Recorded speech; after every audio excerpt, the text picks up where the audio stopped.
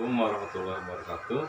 Perkenalkan, nama saya Ahmad Gesa Gausan dari PJKR 34E dengan NPM 056. Di sini saya akan mempresentasikan tugas biomekanika, yaitu tentang gaya.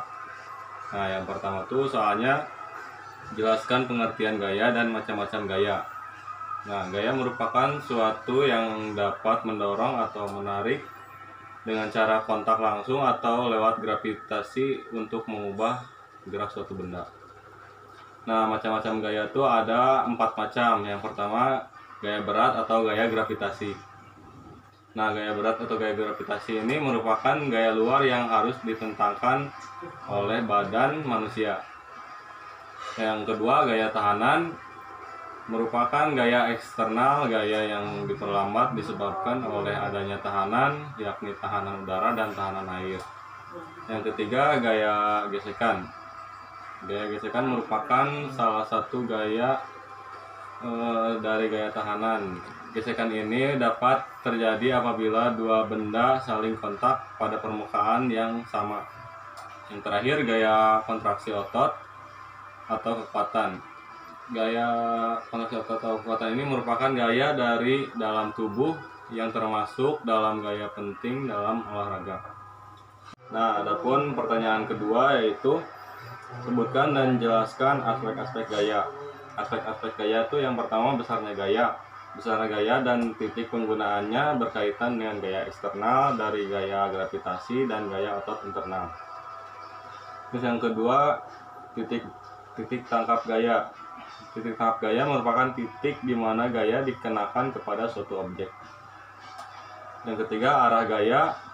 Arah gaya merupakan suatu sepanjang garis gerakannya. Nah, yang ketiga pertanyaannya, jelaskan bagaimana cara memadukan. Cara memadukan gaya seringkali terjadi antara dua gaya atau lebih digunakan pada objek yang sama. Pengaruh dari gaya gabungan tersebut menyebabkan atau mengubah gerak dapat digolongkan menurut arah dan penggunaannya menjadi 3 jenis.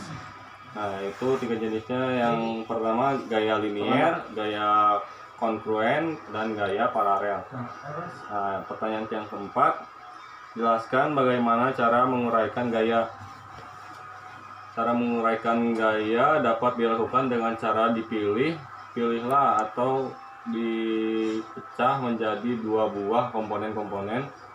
Kedua komponen ini harus sedemikian besar dan sedemikian arahnya hingga membentuk jejar genjang. Terus pertanyaan yang kelima. Sebutkan peranan gaya sentrifugal dalam cabang olahraga. Nah, peranan gaya sentrifugal dalam cabang olahraga sebagai berikut.